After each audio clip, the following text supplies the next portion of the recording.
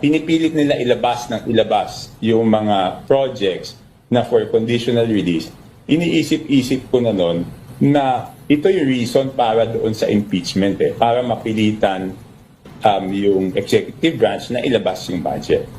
Ito ngayon ang tanong mga kababayan, kung magkano ang bayaran sa bawat signature ng mga congressman para sa impeachment ng ating Vice President Sara Duterte.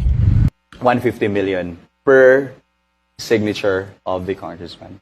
And would you know the composition of this 150 million? Is this cash or in programa ba to? Ano tong 150 million?